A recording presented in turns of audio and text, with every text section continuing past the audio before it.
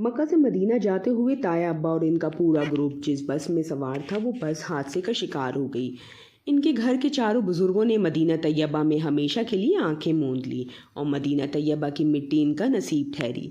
وہ خوش قسمت تھے جنہیں اللہ نے اپنے نگر بلایا اور پھر تا قیامت اپنے گھر میں ہی ان کا مدفن بنا دیا۔ اللہ تعالیٰ کو ان چاروں عاشقوں کی نہ جانے کون سی ادا پسند آئی تھی کہ ان سب کی ہی دلی خواہش کو پورا فرما دیا۔ اسے دادی کی وہ دعائیں یاد آئیں جو وہ ہر نماز کے بعد اللہ تعالیٰ سے مانگا کرتی تھی۔ مولا اپنے گھر بلانا، اپنے در پر بلانا اور پھر واپس کبھی نہ آنے دینا۔ ان سب کے لیے یہ صدمے بہت عظیم تھے۔ اشفا نے تو پہلے ہی اپنے والدین کی دائمی جدائی کا دکھ دیکھ چکی تھی، سو ان سب کو حوصلہ دیتی سنبھالتے ہوئے کبھی کبھی اس کے اپنے حوصلے بھی بکھر جاتے۔ مرتضیٰ خود بکھرا ہوا تھا، بہنوں کو کیا حوصلہ دیتا۔ عامر اور عاشر کی اپنی حالت بہت بری تھی۔ ان کے لیے تو ماں ہی سب کچھ تھی۔ انہیں ماں نے ہی سب رشتوں کا پیار دیا تھا، اسی لیے تو انہیں کبھی باپ کی یاد نہیں آئی تھی۔ سائر اور سمن بھی غم سے نڈھالتی وہ ایک دوسرے کو کیا دلاسا دیتی۔ سب سے بڑا صدمہ تو یہ تھا کہ انہوں نے اپنے پیاروں کا آخری دیدار بھی نہیں کیا۔ دنیا داری کے تقاضوں کے تحت انہوں نے وہ تمام رسومات پوری کی جو کہ اس معاشرے کا حصہ بن چکی تھیں۔ 40ویں تک لوگ افسوس کرتے اور تعزیت کے لیے آتے رہتے۔ آہستہ آہستہ مہمانوں کی آمد و رفت بھی کم ہو گئی۔ ابھی یہ صدمہ تازہ ہی تھا کہ نکی اور تقی نے زمین میں اپنا حصہ الگ کرنے کا شوشہ چھوڑ دیا۔ ان دونوں کو مرتضیٰ کی تکلیف کا احساس بھی کیسے ہوتا؟ شروع سے ہی چاچی نے بچوں کے ذہنوں کو ان کے خلاف بھڑکا کر آلودہ کر دیا، اور مرتضیٰ تو چاچی سے اس دن سے متنفر تھا جب وہ اس کے گھر میں آئی تھی۔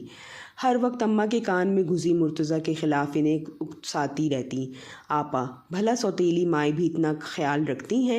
آپ نے تو اس فتنے کو سر چڑھا رکھا ہے۔ یا پھر کہتی کیا ضرورت ہے اسے اچھے اسکولوں میں پڑھانے کی، خواہ مخواہ اتنا خرچہ۔ وہ نہ مرتضیٰ کو اچھی لگتی تھی نہ انہیں مرتضیٰ سے کوئی دلچسپی تھی۔ یہ دشمنی اس کی نوجوانی کی عمر تک جاری رہی اور پھر خود بخود چاچی کا رویہ اس سے بہتر ہوتا چلا گیا۔ مرتضیٰ نے عاشر اور عامر سے مشورہ کر کے جو ان کا جائز حق تھا انہیں دے دیا، مگر اس کے باوجود بھی انہوں نے اس پر مقدمہ دائر کروا دیا تھا۔ وہ مزید زمین اس سے مانگ رہے تھے جسے دینے کے لیے مرتضیٰ نے انکار کر دیا۔ جو قانونی حق ہے ان کا بنتا تھا وہ میں دے چکا ہوں، مزید ایک ٹکڑا زمین کا نہیں دوں گا۔ ثانیہ اور نمرہ جھگڑا بڑھ جانے کے خوف سے بھائی کو رضامند کر رہی تھی کہ وہ لوگ جو مانگتے ہیں دے دو، مگر مرتضیٰ کسی طور نہیں مان رہا تھا۔ اگر آپ زمین نہیں دینا چاہتے تو نہ دیں، بدلے میں رقم دے دیں، میرے پاس 50-60 لاکھ کی رقم۔ Shut up Ashfa! مرتضیٰ اس زور سے دھاڑا کہ وہ تینوں ہی سہم گئیں۔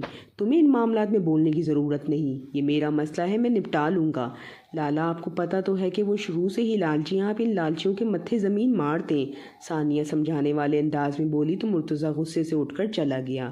نمرہ اور ثانیہ پچھلے 2 ماہ سے ادھر ہی تھیں، آج ان دونوں کو ہی جانا تھا۔ ثانیہ لالا کی وجہ سے فکر مند تھی اور نمرہ کو کچھ اور بھی فکریں کھائی جا رہی تھیں۔ جاتے ہوئے اس کے کان میں رازداری سے بولی اب شازم کے بہن یا بھائی کو آ جانا چاہیے۔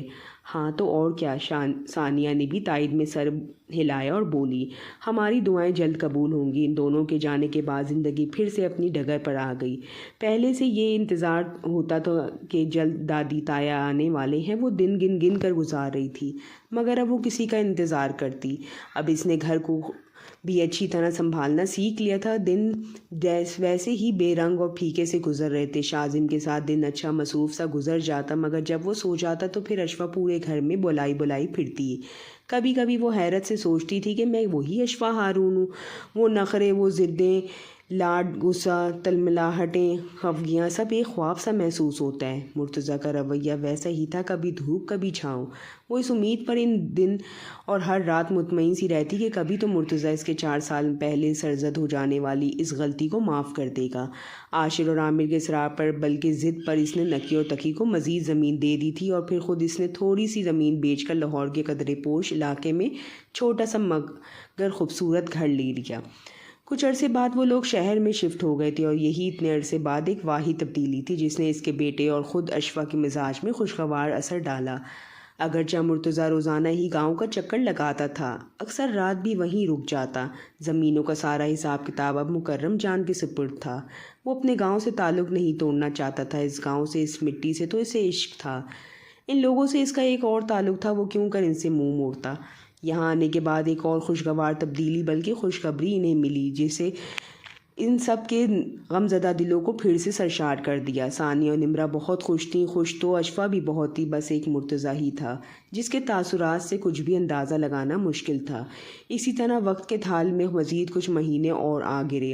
وہ جب بھی گاؤں آتا اپنے گھر میں ہی ٹھہرتا۔ آج بھی وہ کافی دیر زمینوں کا چکر لگانے کے بعد گھر آیا تو برابر والے مکان سے بڑی درد بھری آواز سنائی دی، اے راجہ حسن دا سدا راج مانے، کدی پھیرا پاول غریباں تے ڈیرے۔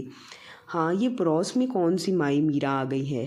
وہ سوچتا ہوا اندرونی حصے کی طرف بڑھ گیا۔ سارے گھر کی تمام لائٹس آن کر کے وہ اپنے کمرے کی طرف بڑھ گیا۔ چونکہ سارا دن مصروف گزرا تھا لہٰذا کافی تھکن محسوس ہو رہی تھی، مگر مسئلہ یہ تھا کہ جب وہ تھک جاتا تو پھر نیند بہت مشکل سے آتی۔ وہ جو ہی بستر پر دراز ہوا تو اماں اور بابا کی یاد آنکھوں کو نم کرنے لگی۔ اس گھر میں بھی خوب رونق ہوا کرتی تھی، کہکے، مسکراہٹیں، خوشیاں۔ پھر آہستہ آہستہ اس گھر میں غموں نے بسیرا کر لیا۔ ان کی خوشیوں کو کسی کی نظر لگ گئی، نہ جانے کیوں آج پھر زخموں سے گویا ٹانکے ادھر رہے تھے۔ بیتا وقت یاد آ رہا تھا، زخموں سے خون رسنے لگا تھا، وہ یادیں جو ماضی کا حصہ بن چکی تھیں، کچھ خوشیاں، بہت سے غم۔ اماں اور بابا کی جدائی نے اسے اندر سے بالکل توڑ دیا تھا۔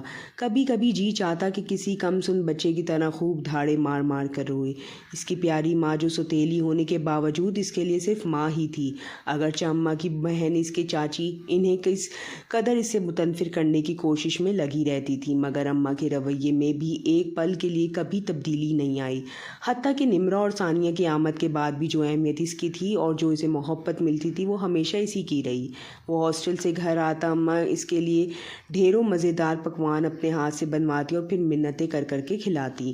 اتنے ڈھیروں کے حساب سے لاڈ پیار کے باوجود وہ بگڑا نہیں تھا، بلکہ اماں اور بابا کی محبتوں نے اسے ڈھیروں اعتماد بخشا۔ وہ جب بھی گھر آتا سمینا چاچی کی پیشانی پر بل پڑ جاتے۔ 9-10 سال کے بچے سے نہ جانے ان کا کیا بیر تھا، یا پھر یہ ان کی فطرت میں شامل تھا۔ ہر ایک سے تل کلامی کرنا، طنز کر کے تیر برسانا، غصے سے گھورتے ہوئے رہنا، اور مرتضیٰ کو تو کبھی کبھی وہ مار پیٹ بھی لیتی تھی مختلف بہانوں سے۔ وہ نوجوانی کی عمر کو پہنچا تو چاچی کے رویے میں خود بخود تبدیلی آئی۔ اللہ تعالیٰ نے اسے ذہانت اور وجاہت سے بہت نوازا۔ سب سے بڑھ کر اس کا اچھا دل مول لینے والا اخلاق تھا، جو بھی اس سے ملتا گرویدہ ہو جاتا۔ اسے یاد تھا پہلی مرتبہ کب، کس دن اور کس موقع پر مرتضیٰ اور چاچی کی براہ راست تلخ کلامی ہوئی۔ وہ معمول کے مطابق یونیورسٹی سے گھر آیا تھا، آتے ساتھ ہی وہ ٹریکٹر لے کر زمینوں کی طرف نکل گیا۔ رات جب وہ گھر واپس آیا تو مہوش آئی بیٹھی تھی۔ مرتضیٰ کو زیادہ بولنا، خصوصاً چاچی کی فیملی کے ساتھ بولنا قطعاً ناپسند تھا۔ یہ اسی رات کی بات ہے جب مہوش اس کے پیچھے ہی کمرے میں چلی آئی۔ مرتضیٰ اپنی ناگواری چھپاتے مہوش کی طرف متوجہ ہوا۔ کوئی کام تھا تو باہر ہی کہہ لیتی، سب کے سامنے کہنے والا کام نہیں ہے۔ وہ معنی خیزی سے مسکرائی، بولو کیا کہنا ہے؟ اظہار محبت کرنا تھا۔ مہوش نہایت بے خوفی سے بولی تو وہ چیخ پڑا، کیا بکواس کر رہی ہو؟ سچ کہہ رہی ہوں۔ اس کی ڈٹائی عروج پر تھی۔ پھر اس نے ایک لو لیٹر اس کی طرف بڑھایا۔ مرتضیٰ نے وہ کاغذ کا ٹکڑا نہیں پکڑا۔ مہوش وہ خط کرسی پر رکھ کر چلی گئی۔ اس کے جانے کے بعد مرتضیٰ نے وہ خط اٹھا کر پڑھا تو اس کا رواں رواں سلگ اٹھا۔ وہ غصے سے بناتا ہوا چاچی کے پورشن میں پہنچ گیا، مگر چاچی نے الٹا آنکھیں ماتھے پر رکھ لیں۔ انہوں نے چیخ چیخ کر سارا گھر سر پر اٹھا لیا اور وہ رو رو کر دہائیاں دیں، میری معصوم بیٹی کو اس نے ورغلایا ہے۔ سمینا ہوش کر بغیر سوچے سمجھے میرے بچے پر الزام لگانے کی ضرورت نہیں، سب جانتے ہیں کہ وہ ایسا ہرگز نہیں۔ اماں اور دادی دونوں نے سمینا کو جلی کٹی سنائی تو انہوں نے مزید واویلا کرنا شروع کر دیا۔ ہمیں اپنی تربیت پر فخر ہے، میرا پتر آج کل کے چھچوڑے لڑکوں کی طرح نہیں، اور پورا خاندان جانتا ہے کہ ہارون کی بیٹی میرے میر پتر کی بچپن کی منگ ہے۔ دادی نے گرج کر کہا تو سمینا جل بھی بھن گئی اور مہوش ساکت سی رہ گئی۔ اس واقعے کے بعد مرتضیٰ نے سمینا چاچی کو مخاطب کرنا ہی چھوڑ دیا، مگر مہوش نے اپنی گھٹیا حرکتوں کو ترک نہیں کیا۔ وہ جب بھی گھر آتا مہوش پہلے سے ہی موجود ہوتی۔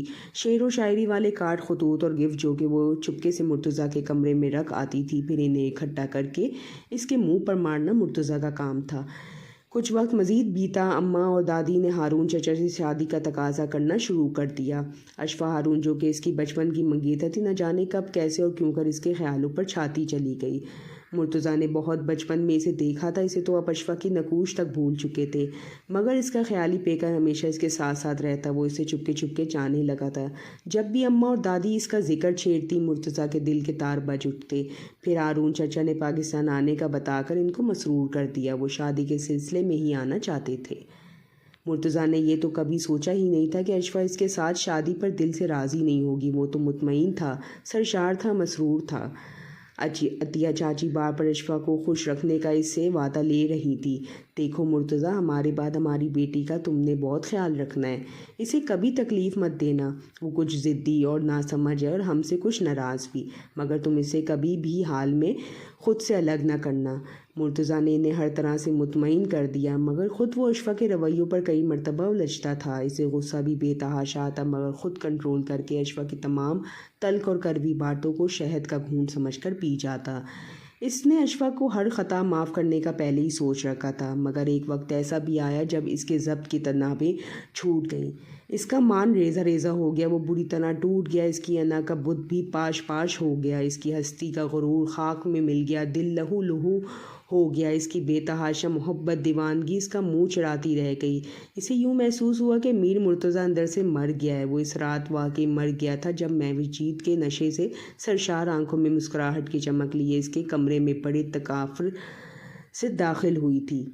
چلی گئی تمہاری اشفا، چلی گئی، کتنے مزے کی بات ہے، میر مرتضیٰ کی بیوی اپنی 2 ماہ کے بیٹے کو چھوڑ کر بھاگ گئی، نہ جانے کس کے ساتھ، کوئی پرانا عاشق، بوائے فرینڈ، ہا ہا ہا، وہ کہہ کے لگا رہی تھی، ہنس رہی تھی۔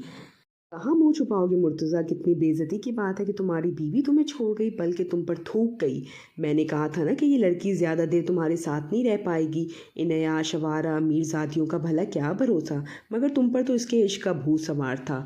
واہ، مزہ آ گیا ہے، اسی دن کے لیے تو میں بے قرار تھی، بے چین تھی، اب میری روح بھی پرسکون ہو گئی ہے۔ وہ اسے پتھر کا بت بنا کر چھوڑ چلی گئی، اور پھر سب نے دیکھا کہ مرتضیٰ حیدر نے ہنسنا چھوڑ دیا۔